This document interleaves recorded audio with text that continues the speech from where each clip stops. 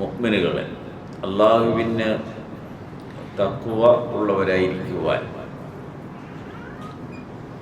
ഇഹവര ജീവിത വിജയം കരസ്ഥമാക്കുന്നതിന് അള്ളാഹുവിൻ്റെ വിധിവിലക്കുകളോട് ജീവിതത്തെ ക്രമപ്പെടുത്തുവാനും ചിട്ടപ്പെടുത്തുവാനും, ജീവിതത്തിലുടനീളം അച്ചടക്കം പാലിക്കുവാനും, മുസ്ലിമുകളായി ജീവിച്ച് അതേ നിലയിൽ മരണപ്പെടുവാനും ശ്രമിക്കണമെന്ന് എല്ലാവരെയും ഉണർത്തുകയും ഉപദേശിക്കുകയും ചെയ്യും. റമളാനിലെ ഏറ്റവും അവസാനത്തെ ജുമുഅ ദിവസമാണിത്. റമളാൻ മാസവും അതിലെ അവസാനത്തെ ജുമുഅയും മുസ്ലിം ലോകത്തെ സംബന്ധിച്ച് ഹൃദയഭേദകമായ വികാരങ്ങൾ മനസ്സിൽ മാറി മറിയുന്ന ഒരു സമയമാണ് ജുമുഅ. കാരണം റമളാൻ വിട പറയാൻ ശ്രമിക്കുന്നതോടൊപ്പം ജുമുഅയും അവസാനിക്കുന്നു.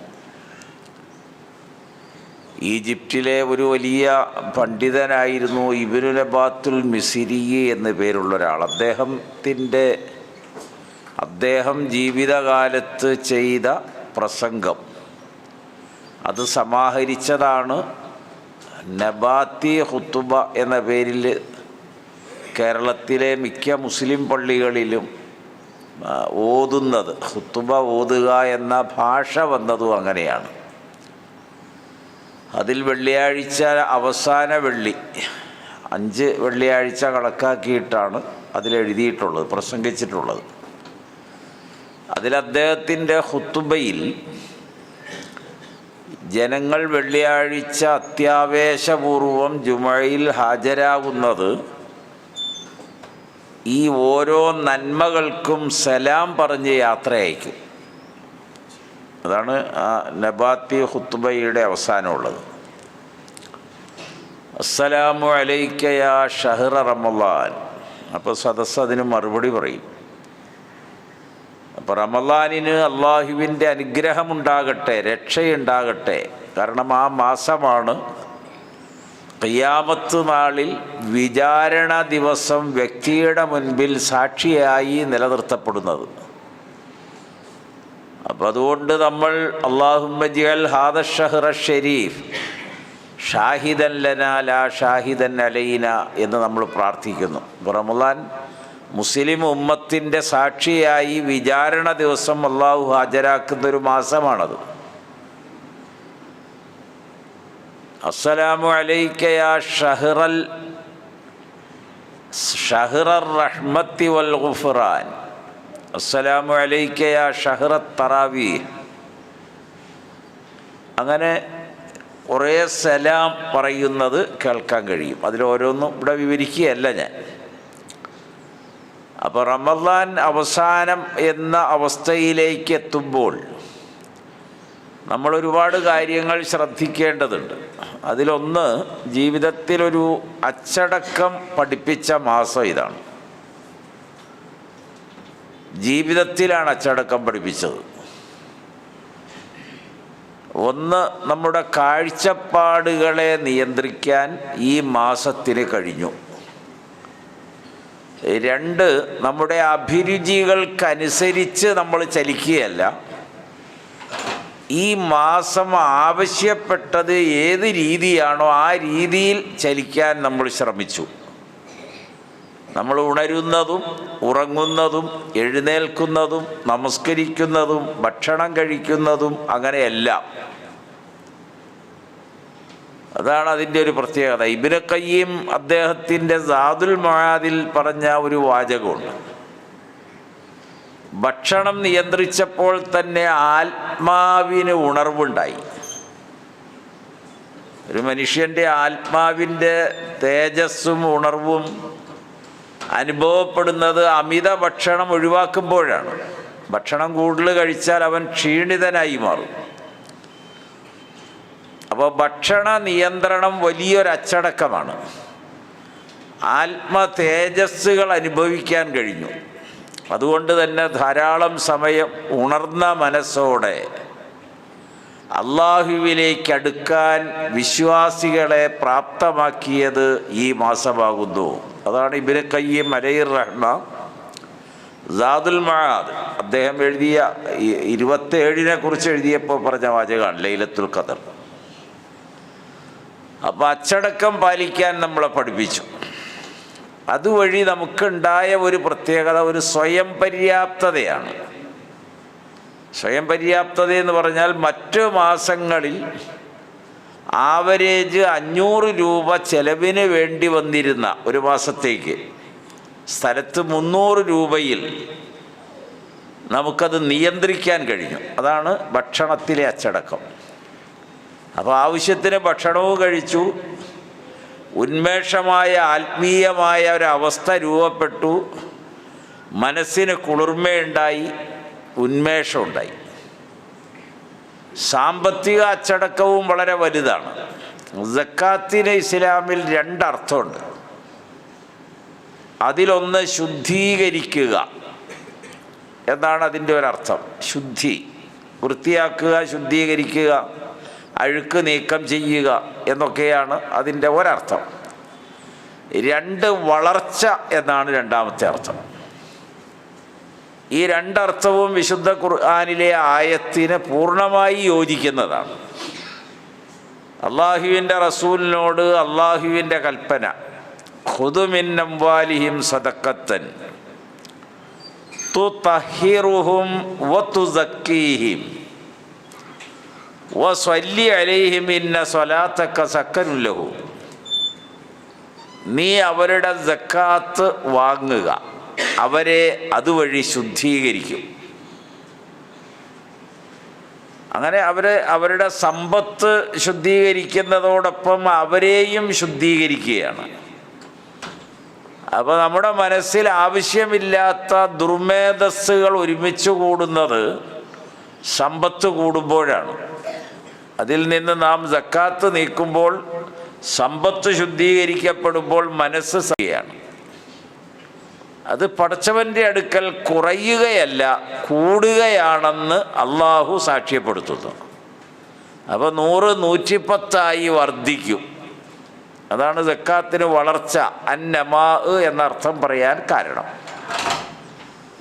അപ്പോൾ റമളാൻ നമ്മളോട് യാത്ര പറയുകയാണ്. നമ്മളെ പഠിപ്പിച്ച ഒരു ബാലപാഠം ഇതാണ്, ഈ അച്ചടക്കമാണ്. ജീവിതത്തിൽ വലിയ ചിട്ടകളുണ്ടായി. ഏറ്റവും പ്രധാനമായി വർത്തമാനം എത്രമാത്രമാണ് നമ്മൾ നിയന്ത്രിച്ചത്.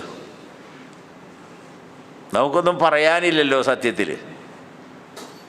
24 മണിക്കൂറും ഇങ്ങനെ സംസാരിച്ചു കൊണ്ടിരുന്ന സംസാരപ്രിയർ റമളാൻ വന്നു കഴിഞ്ഞപ്പോൾ പിന്നെ ആ സംസാരം ലിമിറ്റ് ചെയ്തു. അപ്പോൾ അള്ളാഹുവിൻ്റെ റസൂല് പറഞ്ഞൊരു ഹദീസ് ഇമാം ബുഖാരിയിലുണ്ട്. ബുഖാരി ഉദ്ധരിച്ച ഹദീസിൽ 3 കാര്യങ്ങളാണ്. മൻ കാന യുഅ്മിനു ബില്ലാഹി വൽ യൗമിൽ ആഖിർ, പടച്ചവനിലും അന്ത്യദിനത്തിലും വിശ്വാസമുള്ളവർ ഫൽയഖുൽ ഖൈറൻ അവിൽ യസ്മുത്ത്, നല്ലതെന്തെങ്കിലും ഉണ്ടെങ്കിൽ പറയുക, ഇല്ലെങ്കിൽ മിണ്ടാതിരിക്കുക. അവർ പരസ്പരം ലാ ഖൈറ ഫീ കസീരിൻ മിൻ നജ്വാഹും എന്ന് അല്ലാഹു അറിയിക്കുന്നൊരായത്തുണ്ട്. അതിൽ ഖുർആൻ പറഞ്ഞത് അവർ 3 4 പേര് ഒരുമിച്ച് കൂടി ഇങ്ങനെ വർത്താനം പറയുന്നില്ലേ, അതിൽ പ്രത്യേകിച്ച് നന്മയും ഗുണവും മെച്ചവും നേട്ടവും ഒന്നുമില്ല. പിന്നെ ആ 4 പേരോ 3 പേരോ ഒരുമിച്ച് ചേർന്ന് ഇങ്ങനെ സംസാരിച്ചു കൊണ്ടിരിക്കുന്നത് നന്മയാകുന്നത് എപ്പോഴാണ്? സ്വതക്ക കൊണ്ട് കൽപ്പിക്കുമ്പോൾ, മഅറൂഫായ കാര്യം കൽപ്പിക്കുമ്പോൾ, മുൻകറായ കാര്യം നിരോധിക്കുമ്പോൾ, അപ്പോൾ ആ കൂടുന്നതിൽ അർത്ഥമുണ്ട്. അല്ലാതെ നമ്മൾ 4 പേര് കൂടിയിട്ട് 12 മണിക്കൂർ ഇങ്ങനെ വർത്താനം പറഞ്ഞ് ഇരിക്കുകയാണ്. അതിലെന്ത് നന്മയാണുള്ളത് എന്നാണ് വിശുദ്ധ ഖുർആൻ ചോദിച്ചത്. അപ്പോൾ നബി പറഞ്ഞത് മിണ്ടാതിരിക്കലാണ് നല്ലത് എന്ന് പറഞ്ഞാൽ പരമാവധി വർത്തമാനം നിയന്ത്രിക്കുകയും നാവിനെ സൂക്ഷിക്കുകയും ചെയ്തു. നാവ് എന്നത് വല്ലാത്ത ഒരു വിഷയമാണ്. അതുകൊണ്ടാണല്ലോ അള്ളാഹുവിൻ്റെ റസൂൽ ചോദിക്കുകയാണ് നമ്മളോട്, മൻ യളുമൻ ലീ മാ ബൈന ലിഹിയൈ ഒമാ ബൈന റിജിലൈഹി ഫഖദ് അളുമൻ ലഹുൽ ജന്ന. സഹീഹുൽ ബുഖാരിയിലെ ഒരു ഹദീസാണ്. എനിക്ക് നിങ്ങൾക്ക് ഉറപ്പ് തരാൻ പറ്റുമോ? അപ്പോൾ നിങ്ങൾക്ക് ഉറപ്പുണ്ടോയെന്ന്, മനക്കരുത്തുണ്ടോ, അതിൽ തെറ്റിക്കൂല എന്ന്. എന്താണ് എനിക്ക് ഉറപ്പ് തരേണ്ടത്? നാവിനെ തെറ്റായി ഉപയോഗിക്കുകയില്ല എന്ന് നിങ്ങൾക്ക് ഉറപ്പുണ്ടെങ്കിൽ, ജനനേന്ദ്രിയത്തെ തെറ്റായ വഴിയിൽ ഉപയോഗപ്പെടുത്തുകയില്ല എന്ന് നിങ്ങൾക്കുറപ്പുണ്ടെങ്കിൽ, ഫഖദ് അളുമൻ ലഹുൽ ജന്ന, ഞാനവന് സ്വർഗം ഉറപ്പ് പറയുന്നു. ഈ രണ്ട് കാര്യമാണ്. നാവാണ് എല്ലാത്തിനും വലിയ വിഷയം. അപ്പോൾ റമളാൻ സത്യത്തിൽ നമ്മളെ ഒരു 10-30 ദിവസം കൊണ്ട് നമ്മുടെ ശീലത്തെ മാറ്റി പണിതു എന്നതാണ്. വർത്തമാനത്തെ നിയന്ത്രിച്ചു, സംശുദ്ധീകരിച്ചു, അനാവശ്യങ്ങൾ ഒഴിവാക്കാൻ കഴിഞ്ഞു. ഇമാം തുർമുദി ഉദ്ധരിച്ചൊരു ഹദീസ് അബൂദാവൂദിൻ്റെ സുനനിലുണ്ട്. മിൻ ഹുസ്നി ഇസ്ലാമിൽ മർഅ് തർക്കുഹു മാ ലാ യഅ്നീഹി. റസൂലുള്ള പറഞ്ഞു, ഒരു മനുഷ്യൻ്റെ ഇസ്ലാമിക നന്മ എന്ന് പറഞ്ഞാൽ അവന് ആവശ്യമില്ലാത്തത് ഒഴിവാക്കുക എന്നതാണ്. ആവശ്യമില്ലാത്തത് ഒഴിവാക്കാൻ ശീലിക്കണം. ആ ശീലമാണ് ഇവിടെ ഉണ്ടായത്. യാ അയ്യുഹന്നാസ് ഉഅ്ബുദൂ റബ്ബക്കുമുല്ലദീ ഖലഖക്കും വല്ലദീന മിൻ ഖബലിക്കും ലഅല്ലക്കും തത്തഖൂൻ. മറ്റൊരു പുണ്യമായൊരു കാര്യം, വലിയ ഒരു കാര്യം ഉണ്ടായത്, അള്ളാഹുവിനെ ഇബാദത്ത് ചെയ്യാൻ നമ്മൾ പഠിക്കുകയാണ്. ഒരു റമളാനിൽ അതാണ് ഏറ്റവും കൂടുതൽ നേടുന്നത്. പടച്ചവന് മാത്രം ഇബാദത്ത് ചെയ്യുക,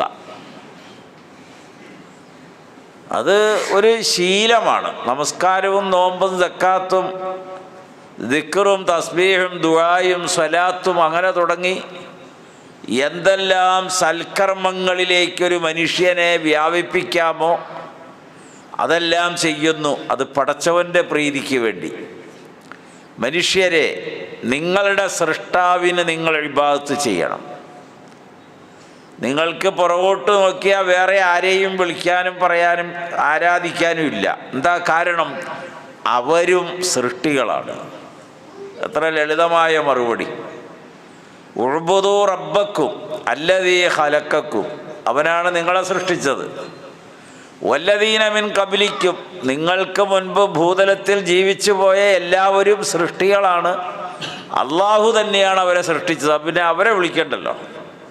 ഇപ്പോഴും മുസ്ലിമുകളുടെ തർക്കം, നബിയെ വിളിക്കാവോ? നബി ആദമിനെ വിളിച്ചില്ലേ? നൂഹ് നബി സുലൈമാനെ വിളിച്ചില്ലേ? സുലൈമാൻ ഇദ്രീസിനെ വിളിച്ചില്ലേ? അതാണ് ഞങ്ങൾ വിളിക്കണമെന്ന് പറഞ്ഞിട്ടാണ് കേരളത്തിൽ ഇപ്പോഴും പണ്ഡിതന്മാർ നടക്കുന്നത്. വളരെ ഒറ്റ വാക്കിലാണ്. ഒരു മനുഷ്യനെ മനസ്സിലാകുന്നതിന് ഇതിനപ്പുറം ഒരു വാക്ക് പറയണ്ട. നിങ്ങളെ സൃഷ്ടിച്ചത് അള്ളാഹുവാണ്. നിങ്ങളുടെ പൂർവികരായ എല്ലാവരെയും സൃഷ്ടിച്ചത് അള്ളാഹുവാണ്. അപ്പോൾ നിങ്ങൾ ആർക്കാണ് ഇബാദത്ത് ചെയ്യേണ്ടത്? അള്ളാഹുവിനാണ്. അതാണ് ഈ റമളാനിൽ വിശ്വാസികളെ പഠിപ്പിച്ചത്. അതുപോലും ഒരു പള്ളിയിൽ പോലും നിലനിർത്താൻ ആഗ്രഹിക്കുന്നില്ല. 27-ാം രാവിലെ എന്തിനാ ഭക്ഷണം ഉണ്ടാക്കി തിന്നേന്ന് എനിക്ക് മനസ്സിലായില്ല. അത് വിതരണം ചെയ്യാണ്, വീട് വീടാന്തരം കൊണ്ടുപോയി കൊടുക്കും, അല്ലെങ്കിൽ പോയി മേടിക്കും. ആകെ നിങ്ങൾ അത്യുത്സാഹത്തോടെ സമയം മുഴുവനും അള്ളാഹുവിൻ്റെ സ്മരണയിൽ ചെലവഴിക്കാൻ പറഞ്ഞ ഒരു ദിവസമാണ് നമ്മൾ ഈ ആവശ്യമില്ലാത്ത കുറേ ആചാരങ്ങൾ ചെയ്യണത്. അത് ഇബ്നു ഖയ്യിമിൻ്റെ വാക്ക് ആദ്യം ഞാൻ പറഞ്ഞിരുന്നു. ആ ഭാഗം അവിടെ നിർത്തുകയാണ്. അപ്പോൾ നിങ്ങൾക്ക് അള്ളാഹുവിനെ ഇബാദത്ത് ചെയ്യാനാണ് ശീലിപ്പിച്ചത്. 3 കാര്യങ്ങളിൽ ശ്രദ്ധ ഊന്നിയാൽ ജീവിതം എളുപ്പമാവും. അതാണ് ഈ റമളാൻ ഉണ്ടാക്കിയ ഏറ്റവും വലിയ മഹത്വം, ഒരു വലിയ സന്ദേശം അതാണ്. ഫഅമ്മാ മൻ അഅ്ത വത്തഖ വസദ്ദഖ ബിൽ ഹുസ്ന ഫസനുയസ്സിറുഹു ലിൽ യുസ്റാ. ഫഅമ്മാ മൻ അഅ്ത, ആരാണ് നൽകുന്നത്? നൽകുക എന്നത് ചെറിയ മനസ്സല്ല. അതെല്ലാവരെയും കൊണ്ട് കഴിയില്ല. ഖുർആൻ ഒരുപാട് സ്ഥലത്ത് ചില ഉപമകളും ഉദാഹരണങ്ങളും പ്രസ്താവനകളൊക്കെ നടത്തുന്നുണ്ട്. മനുഷ്യർ വലാ യുൻഫിഖൂന ഇല്ലാ വഹും കാരിഹൂൻ, അനിഷ്ടമായിട്ടേ എന്തെങ്കിലും ചെയ്യാറുള്ളൂ എന്ന് പറഞ്ഞാൽ ആഗ്രഹത്തോടെയും താല്പര്യത്തോടെയല്ല, എന്താ ചെയ്യണ്ടേന്ന് ഓർത്ത് കൊടുക്കുകയാണ്.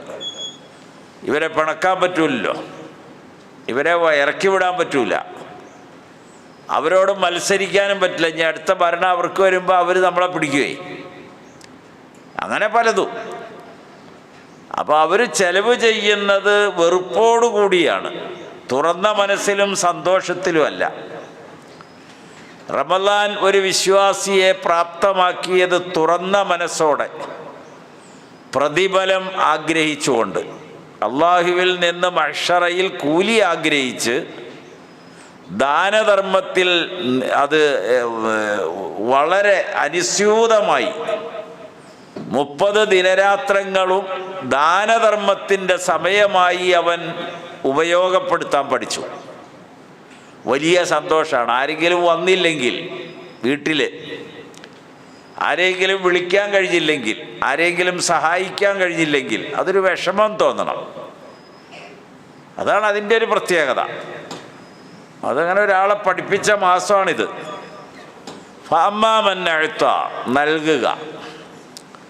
നമുക്ക് ആവശ്യമുണ്ട്, പക്ഷേ നമ്മളത് ഉപയോഗിക്കുന്നില്ല, അല്ലെങ്കിൽ അത്യാവശ്യത്തിന് ഉപയോഗിക്കും, വളരെ അത്യാവശ്യത്തിന്. അദ്ദേഹത്തെ ഒന്ന് വിളിക്കാൻ പാടില്ല, ആ ചാരി ഇരുന്നുറങ്ങണ ആളെ. എത്ര സുഖമായിട്ടാണ് ചാരി ഇരുന്നുറങ്ങണത്. അങ്ങനെ ചാരി ഇരുന്ന് പള്ളിയിൽ വന്ന് ഉറങ്ങാനും പാടില്ല. അതൊക്കെ ഒരു നിലവാരത്തകർച്ചയാണ്. അതൊക്കെ സൂക്ഷിക്കണ്ടേ. റമദാനിലൊരു ലാസ്റ്റ് വെള്ളിയാഴ്ച ഒരാൾ വന്നിട്ട് അങ്ങനെയൊക്കെ ആയാൽ മലക്കുകൾ ശപിച്ചിട്ട് പോകില്ലേ? അതൊക്കെ ഒരു ഗൗരവമുള്ള കാര്യമാണ്. ഞാനത് പറഞ്ഞാൽ ആർക്കും ഒന്നും തോന്നുകയും ചെയ്യരുത്. കാരണം അതിൻ്റെ പേരിൽ ഈ പള്ളിയിലേക്ക് വരാതെ വരും ചിലർ. അതുകൊണ്ടാണ് ഞാൻ അത്രയും സൂചിപ്പിച്ചത്. അപ്പോൾ നമ്മൾ ഇങ്ങനെ നൽകുകയാണ്. അമ്മാമൻ അഴുത്ത എന്ന് പറഞ്ഞത് നമുക്ക് ഏറ്റവും ആവശ്യമുണ്ട്, പക്ഷേ എന്താ, നൽകാൻ വേണ്ടി അത് നമ്മൾ ഭാഗം വയ്ക്കും. നമുക്ക് ഇന്നത്തെ ആവശ്യമുണ്ട്, പക്ഷേ അത് പകുതി ഇന്നത്തേക്കാക്കും, പകുതി കൊടുക്കാനെടുക്കും. അപ്പോഴും സന്തോഷമാവുമല്ലോ. സിദ്ദീഖുൽ അക്ബർ റളിയല്ലാഹു അൻഹുവിനെ സംബന്ധിച്ച് വിശുദ്ധ ഖുർആനിൽ വന്ന ഏറ്റവും വലിയ പ്രശംസ അതാണ്. നബി വളർത്തിയ സഹാബികളും അതെ, നൽകുക. അതിന് സക്കാത്ത് എന്ന് പറയും, സദക്ക എന്ന് പറയും, ഹദിയ എന്ന് പറയും, അത്വാ എന്ന് പറയും. ഇതിന് പല പേരുകളിൽ പറയാം. ഫിദിയയുണ്ട്, നേർച്ചയുണ്ട്. ഇതെല്ലാം നൽകലാണ്, ഇതെല്ലാം നമ്മൾ കൊടുക്കുകയാണ്. വിശുദ്ധ ഖുർആനിൽ പല ഭാഗങ്ങളിൽ വഇൻ താബു വഅഖാമുസ്സലാത്ത വആത്തുസ്സകാത്ത് ഫഇഖ്വാനുക്കും ഫിദ്ദീൻ, ഖുർആൻ വളരെ അസന്നിഗ്ധമായി പറഞ്ഞതാണ്. അവർ തൗബ ചെയ്തല്ലോ, അവർ മടങ്ങി, ഇസ്ലാമിലേക്കാണ് മാറ്റം. നമസ്കാരം നിലനിർത്തുന്നു, അവർ സക്കാത്ത് കൊടുക്കുന്നു. അപ്പോൾ നിങ്ങളുടെ ജീവിതത്തിൽ അവർ നിങ്ങളുടെ സഹോദരങ്ങളായി. അങ്ങനെ ഓരോ ദിവസവും ഈ 2 കാര്യങ്ങൾ, പശ്ചാത്തപിച്ച് മടങ്ങി, നമസ്കരിച്ചു, സക്കാത്ത് കൊടുത്തു, ഇങ്ങനെ ഓരോ ദിവസവും വിശ്വാസികളുടെ സമൂഹം സാഹോദര്യത്തിൽ വളരും. അവരാണ് യഥാർത്ഥത്തിൽ സഹോദരന്മാർ. സഹോദരന്മാർ പരസ്പരം എന്തൊക്കെയാണ് വേണ്ടതെന്ന് ഖുർആനിൽ ഒരുപാട് സ്ഥലത്ത് ആവശ്യപ്പെടുന്നുണ്ട്. അതാണ് അതിൻ്റെ ഒരു പ്രത്യേകത. നബിയുടെ കൈ പിടിച്ച് ബയ്യത്ത് ചെയ്ത ഒരു ഹദീസ് സഹീഹുൽ ബുഖാരിയിലുണ്ട്. അതെന്താണെന്ന് ചോദിച്ചാൽ, ബായഅനാ റസൂലല്ലാഹ്, ഞങ്ങൾ നബിക്ക് പ്രതിജ്ഞ എടുത്തു, അലാ അല്ലാ തുശ്രിക ബി ഷൈഅൻ, അള്ളാഹുവിൽ പങ്കു ചേർക്കില്ല എന്ന്. എന്തു വന്നാലും, മരിക്കേണ്ടി വന്നാലും പടച്ചവനിൽ പങ്കു ചേർക്കൂല. വഇഖാമിസ് സ്വലാത്ത്, ഞങ്ങൾ നമസ്കരിച്ചിരിക്കും. വഇതാഇ സക്കാത്ത്, സക്കാത്ത് കൊടുക്കും. വന്നുസുഹ ലികുല്ലി മുസ്ലിം, ഓരോ മുസ്ലിമിനോടും നല്ലത് വച്ചു പുലർത്തും. അവരുടെ നന്മ ആഗ്രഹിക്കും, അവർക്ക് വേണ്ടി പ്രാർത്ഥിക്കും, അവർക്ക് വേണ്ടി പ്രയത്നിക്കും, അവരുടെ അഭിവൃദ്ധി ആഗ്രഹിക്കും. അങ്ങനെ ഒരു നസീഹത്ത് ഉണ്ടാവും. അദ്ദീനു അൻ നസീഹ, ദീൻ എന്ന് പറഞ്ഞാൽ നസീഹത്താണ്. അപ്പോൾ സഹാബികൾ ചോദിച്ചു, ആരോട്? ഖുൽനാ ലിമൻ ഖാല ലില്ലാഹി വലി റസൂലിഹി വലിയ ഇമ്മത്തിൽ മുസ്ലിമീന വ അമ്മത്തിഹിം. എല്ലാവരോടുമുള്ള നല്ല വിചാരവും നല്ല പെരുമാറ്റവും നല്ല പ്രവൃത്തിയും ഉണ്ടാകലാണ് ദീൻ എന്ന് അള്ളാഹുവിൻ്റെ റസൂൽ ഉണർത്തി. അപ്പോൾ ഫഅമ്മാമന്നഅത്ത വത്തഖ, അത് ഖുർആൻ 32 സ്ഥലങ്ങളിൽ ആവർത്തിച്ചിട്ടുണ്ട്. തഖ്വ, എല്ലാ സ്ഥലത്തും തഖ്വ കൊണ്ട് ഉപദേശിക്കാറുണ്ട്. തഖ്വ ഉണ്ടാകണം, ശ്രദ്ധ വേണം, അതീവ ശ്രദ്ധ വേണം, ജാഗ്രത വേണം, സൂക്ഷ്മമായ അന്വേഷണം വേണം, സാവധാനം വേണം. ഇതൊക്കെയാണ് ആ വാക്കിൻ്റെ അർത്ഥം. ഒരുപാട് ആലോചിച്ചിട്ട് എന്ത് കാര്യവും ചെയ്യാവൂ. എടുത്തുചാട്ടം പാടില്ല.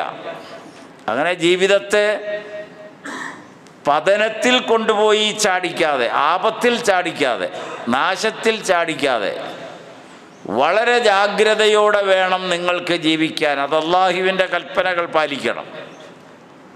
തഖ്വയ്ക്ക് പൂർവികരായ ഇമാമുകൾ പറഞ്ഞൊരർത്ഥമുണ്ട്.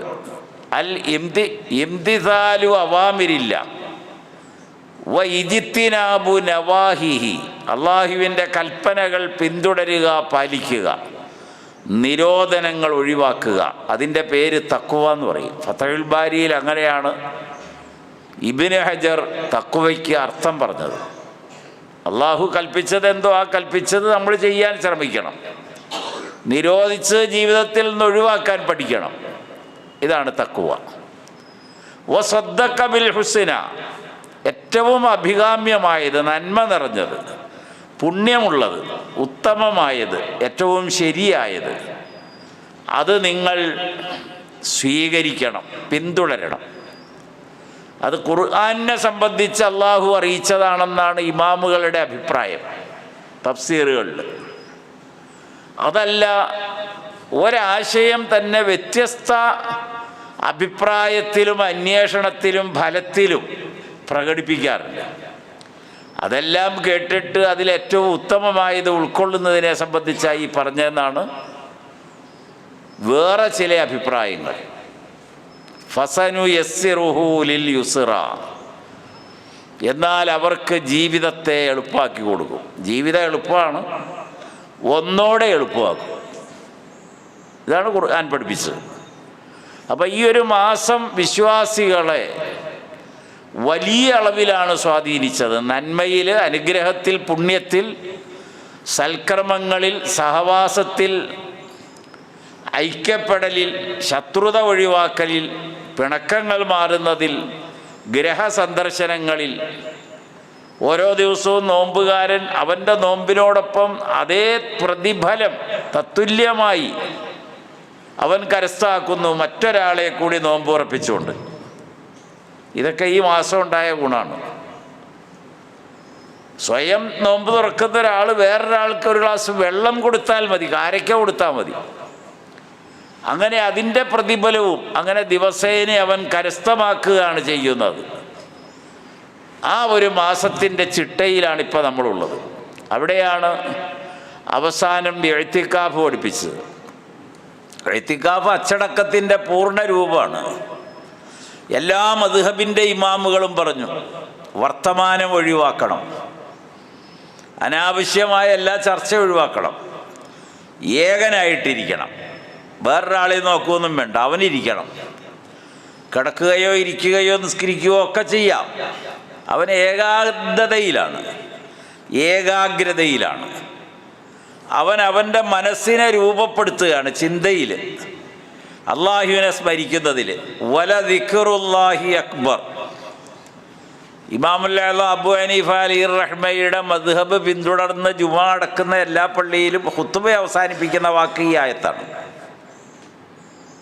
വല ദിക്റുല്ലാഹി അക്ബർ, അള്ളാഹുവിനെ ഓർക്കുക എന്നതാണ് ഏറ്റവും വലുത്, സ്മരണ. അള്ളാഹു എല്ലാം അറിയുന്നു, നിങ്ങളുടെ എല്ലാ പ്രവൃത്തികളും. ഇതാണ് ആയത്ത്. അപ്പം അങ്ങനെ സ്മരിച്ചുകൊണ്ടിരിക്കുകയാണ്. അള്ളാഹുവിനെ ഓർത്തുകൊണ്ടിരിക്കുമ്പോൾ അവൻ്റെ ഉള്ളിൽ നിന്ന് അവൻ്റെ സങ്കടം, വിഷമം, പ്രയാസം ആവലാദികൾ, കഷ്ടപ്പാടുകൾ, ആഗ്രഹങ്ങൾ ഇതെല്ലാം അള്ളാഹുവിൽ നൽകിക്കൊണ്ടിരിക്കും.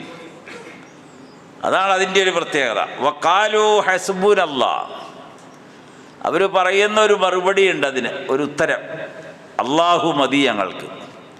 അത്ര മനസ്സ് നിറഞ്ഞു കവിയുന്നൊരു തൃപ്തിയിലേക്ക് വരും. അതാണ് ഇഅ്തികാഫ്, പ്രാർത്ഥനയിൽ മുഴുകും. അങ്ങനെ ഒരുപാട് നന്മകൾ ആയിരിക്കും ഉണ്ടാവുക. ഈ ഒരു സമയത്താണ് ഏറ്റവും അധികം സക്കാത്ത് കേരളത്തിൽ വിതരണം ചെയ്യണത്. എന്ന് പറഞ്ഞാൽ സ്വരൂപിക്കുകയാണ്. അങ്ങനെ സ്വരൂപിക്കുന്നതിൽ ഒരുപാട് നന്മകളുണ്ട്. എന്ന് പറഞ്ഞാൽ സംഘടിതമായി സക്കാത്ത് ശേഖരിച്ച് വിതരണം ചെയ്യുന്നതിൽ നന്മ കൂടുതലാണ്. മറ്റ് സഹിയാവോ ഇല്ലയോ എന്നുള്ളതല്ല. മുആദ് ബിൻ ജബൽ റളിയല്ലാഹു അൻഹുവിനെ യമനിലെ ഗവർണറായിട്ടാണ് നിയോഗിച്ചത്. സഹീഹുൽ ബുഖാരിയിൽ അതുപോലെ മുസ്ലിമിൽ വന്നൊരു ഹദീസ്. ഉമർ റളിയല്ലാഹു അൻഹു അദ്ദേഹത്തെ ഗവർണറായി അവിടെ ചുമതലപ്പെടുത്തി. അപ്പോൾ ഈ യമൻ നാട്ടിൽ ശേഖരിച്ച് വിതരണം ചെയ്ത ശേഷം 1/3 ആകത്തുക സക്കാത്തിൻ്റെ സമ്പത്ത് മദീനയിലേക്ക്, കേന്ദ്രത്തിലേക്ക് അയച്ചു. ഉമർ റളിയല്ലാഹു അൻഹു ചൂടായി. ഇത് ആ നാട്ടിൽ നിന്ന് ശേഖരിക്കുന്നത് ആ നാട്ടിലാണ് കൊടുക്കേണ്ടത്. 2 രാജ്യങ്ങളാണ് കേട്ടോ ഇത്. പിന്നെ ഒരു രാജ്യത്തെ വേറെ രാജ്യത്തേക്ക് നീക്കാമോ എന്നത് പിന്നീട് വന്ന ഫിഖ്ഹിലെ ചർച്ചയാണ്. നമ്മുടെ കേരളത്തിൽ നിന്ന് തമിഴ്നാട്ടിലേക്ക് മാറ്റാവോ, തമിഴ്നാട്ടിൽ നിന്ന് ആന്ധ്രയ്ക്ക് കൊടുക്കാവോ എന്നുള്ളതല്ല ഇവിടുത്തെ വിഷയം. 2 രാജ്യങ്ങളാണ്. അപ്പോൾ യമനിൽ നിന്നാണ് കൊടുത്തുവിട്ടത്. അപ്പോൾ അദ്ദേഹം പറഞ്ഞ മറുപടിയുണ്ട്, ഇവിടെ എല്ലാ ആവശ്യങ്ങളും പൂർത്തീകരിക്കപ്പെട്ടു, ആർക്കും വേണ്ട, ഇനി ഇത് ഇത്രയും ബാക്കിയാണ്. ഇത് നമുക്ക് ആലോചിക്കാൻ കഴിയില്ല. ഒരു മിച്ച സിദ്ധാന്തത്തിൻ്റെ തത്വമൊന്നും പറഞ്ഞാൽ ഇവിടെ ഒന്നും ആവില്ല. 200 കൊല്ലം കഴിഞ്ഞപ്പോൾ, അല്ലെ 400 300 കൊല്ലം കഴിഞ്ഞപ്പോൾ ഒരു വലിയ പുസ്തകം കേരളത്തിലും ഇന്ന് ലോകമെമ്പാടും വീണ്ടും പുനർവായന നടത്തപ്പെട്ടു. അത് മൂലധനമാണ്. പുനർവായനയ്ക്ക് വിധേയമാക്കിയത്. അതിൻ്റെ സമ്പത്തിൻ്റെ മൂല്യമാണ് അതിലെ പ്രധാനപ്പെട്ട ഘടകം. മൂല്യത്തെ നിലനിർത്തുന്നതും വർദ്ധിപ്പിക്കുന്നതും വളർത്തുന്നതും ക്രയവിക്രയമാണ്. ജനങ്ങളുടെ കയ്യിലേക്ക് എത്തണം. അങ്ങനെ മുഴുവൻ സമ്പത്തും മുഴുവൻ ജനങ്ങളുടെയും കൈകളിലെത്തിക്കുന്ന ക്രയവിക്രയത്തിലൂടെ. അപ്പോൾ അങ്ങാടികൾ ഉയരും, എല്ലാ ഇടങ്ങളും ഉയരും, ആവശ്യം വരും, പണം ഉപയോഗിക്കപ്പെടും, ഒരു നാട് അഭിവൃദ്ധിപ്പെടും, ആവശ്യങ്ങൾ നിറവേറ്റപ്പെടും, എല്ലാവരും സുഭിക്ഷരാവും. അത് സക്കാത്തിലാകുന്നു. അതാണ് ഉമർ റളിയല്ലാഹു അൻഹുവിന് കിട്ടിയ മറുപടി. എല്ലാ ആവശ്യങ്ങളും തീർത്തു. അപ്പോൾ ഉമർ അവിടെ വച്ചൊരു കാര്യം പറയുന്നുണ്ട്, അത് നമ്മളിപ്പോൾ പ്രത്യേകിച്ച് പഠിക്കണം. അവിടെ പെൺകുട്ടികളുടെ വിവാഹം നടക്കാനില്ലേ, ആൺകുട്ടികളുടെയും, അതിനാവശ്യമുണ്ടല്ലോ. നമ്മളുടെ അടുത്തൊരാൾ വന്നാൽ നമ്മളെന്ത് പറയും? പെൺകുട്ടികൾക്ക് ഇസ്ലാമിൽ നിക്കാഹിന് 10 പൈസയും ചിലവില്ല, അല്ല ആൺകുട്ടികളുടെ ഭാഗത്താണ്, അതുകൊണ്ട് ഞങ്ങളൊന്നും തരില്ല എന്ന് പറയും. ഈ പറയുന്നവനും അറിയാം ആൺകുട്ടികളുടെ കല്യാണത്തിന് ഒരു കാശും ചിലവില്ല. കാരണം നിശ്ചയം വരെ അവളുടെ വീട്ടിലെ വയ്ക്കുള്ളൂ. കാരണം 500 രൂപ ചിലവായെങ്കിലോ. അങ്ങനെ എങ്ങനെയെല്ലാം തെണ്ടി ഇത് എന്താ എടുക്കുക, പാള എടുപ്പിക്കുക എന്ന് പറയും. അത് ഈ പെൺകുട്ടിയുടെ വീട്ടുകാരെ കൊണ്ടേ ചെയ്യിക്കുള്ളൂ. അതൊക്കെ നമ്മുടെ ആചാരം. അപ്പോൾ ബസ് വിളിച്ച ആൾക്കാർ പോണത് എന്തിനു പോകണം? ഞങ്ങൾ ഡേറ്റ് നിശ്ചയിക്കാൻ പോവാണ്. ഞാൻ വാക്ക് അവിടെ അവസാനിപ്പിക്കുന്നു. കാരണം അല്ലാതെ പറയാൻ പറ്റില്ല. ഇത് വലിയ എടുത്താ പോകാത്തതല്ലേ ദിവസം. നിങ്ങളൊന്ന് ആലോചിച്ച് നോക്കിയേ. വളരെ ലളിതമായ കാര്യം. ഉമർ പറഞ്ഞത് യമനിൽ വിവാഹത്തിന് കൊടുക്കുക പൈസ, പെൺകുട്ടികളുടെ വിവാഹത്തിന്, ആണുങ്ങൾക്ക് മഹർ മേടിക്കാൻ. അപ്പോൾ അതിന് മറുപടി പറഞ്ഞു, ഒരാൾക്കും ഇപ്പോൾ ആവശ്യമില്ല, എല്ലാവരുടെയും കാര്യങ്ങൾക്ക് പൂർത്തീകരണമാണെന്ന്. ഇത് ഞാൻ പറഞ്ഞാൽ ഒരുപാട് മണിക്കൂറുകൾ പറയേണ്ട സമ്പദ്ശാസ്ത്രത്തിൻ്റെ വിഷയമാണ്. നമ്മൾ അത്രയും വിവരമുള്ള ആളുമല്ല. അപ്പോൾ ഞാൻ സൂചിപ്പിച്ചത് സക്കാത്ത് മുസ്ലിം സമൂഹം എന്നല്ല, ആ നാട്ടിലെ മുഴുവൻ ജനങ്ങളെയും ജീവിക്കാൻ പഠിപ്പിക്കുന്നതോടൊപ്പം അത് അനുഭവിക്കാനുള്ള അവസരം കൂടി ഉണ്ടാക്കി കൊടുക്കുന്നു. അപ്പോൾ C ക്ലാസ് കടയാകാം, തയ്യൽ കടയാകാം, ഗവേഷണശാലയാകാം, ഓഫീസാകാം, IT മേഖലയാകാം, അങ്ങനെ കൃഷിയാകാം, കച്ചവടമാകാം, അങ്ങനെ ഏത് രീതിയിലും പഴവർഗ്ഗങ്ങളുടെ കച്ചവടം. ഇമാം നബവി 6 ഉദാഹരണം പറഞ്ഞത് ഷറഹുൽ മുഹദ്ദബിൽ. പഴവർഗ്ഗങ്ങൾ കച്ചവടം ചെയ്യുന്നവർ അത് നന്നായി കച്ചവടം, ആകെ 2 കിലോ മേടിച്ചു കൊണ്ടുവന്ന് വെച്ച് ഉണക്കി 4 വിറ്റിട്ട് നഷ്ടം പേറുന്ന കച്ചവടമില്ല നമ്മുടെ നാട്ടിൽ. അതല്ലാന്ന്. അപ്പോൾ സമൃദ്ധമായി കൊണ്ടുവന്ന് ഇറക്കിയാലാണ് കച്ചവടം ഉണ്ടാവുള്ളൂ. അതിനെന്ത് വേണം? അതിനാവശ്യമുള്ളത് അയാൾക്ക് കൊടുത്താൽ അയാളുടെ ആ പ്രശ്നം തീർന്നു. പച്ചക്കറി കച്ചവടക്കാരനും അങ്ങനെയാണ്. 1/2 കിലോ വെണ്ടയ്ക്ക് 1 കിലോ മുളകും കൊണ്ടുവന്ന് കച്ചവടം നടത്തുകയല്ല. അത് ആ നാട്ടിലെ ആവശ്യം അനുസരിച്ചൊരു കച്ചവടം പുഷ്ടിപ്പെടാൻ എന്ത് വേണോ അത് നൽകുകയാണ്. ഏറ്റവും അവസാനം അദ്ദേഹം പറഞ്ഞത് രത്നവ്യാപാരിയാണ്. എന്നാലോചിച്ച് നോക്കിയാൽ ഡയമണ്ടിൻ്റെ വ്യാപാരമാണെങ്കിൽ അപ്പോൾ നമ്മളുടെ ഈ 150, 500, 1000 രൂപ കൊടുത്താൽ മതിയല്ലോ. വെറുതെ ഒന്ന് ആലോചിക്കാൻ പറഞ്ഞതാണ്. നമുക്കതിനൊന്നും നേരമില്ല കേട്ടോ. കാരണം നമുക്ക് കിട്ടുന്നത് പോരാന്നും പറഞ്ഞ് നടക്കുന്നവരാ നമ്മൾ. ഇത് തന്നെ 200 എത്ര പ്രാവശ്യം ഇങ്ങനെ എണ്ണിയിട്ടാന്നറിയാം. 50ൻ്റെ 4 എടുത്ത് തന്നത് കയ്യിൽ നിന്ന് പോരണ്ടേത്. ക്ഷമിക്കുക. അപ്പം രത്നവ്യാപാരിയാണ് ഷറഹുൽ മുഹദ്ദബിൽ ഇമാം നബവി അലൈഹി റഹ്മ പറഞ്ഞത്.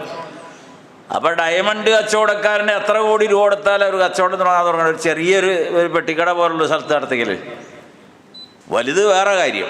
അപ്പോൾ ഞാൻ സൂചിപ്പിച്ചത് അവിടെയും എന്ന് പറഞ്ഞാൽ ഒരു രാഷ്ട്രത്തിൻ്റെ പുരോഗതിക്ക് ഏതെല്ലാം മേഖലകളുണ്ടോ ആ മേഖലകളിലെല്ലാം ഖനനമുണ്ട്, സംസ്കരണമുണ്ട്, വ്യവസായമുണ്ട്, കയറ്റുമതിയുണ്ട്, ഇറക്കുമതിയുണ്ട്.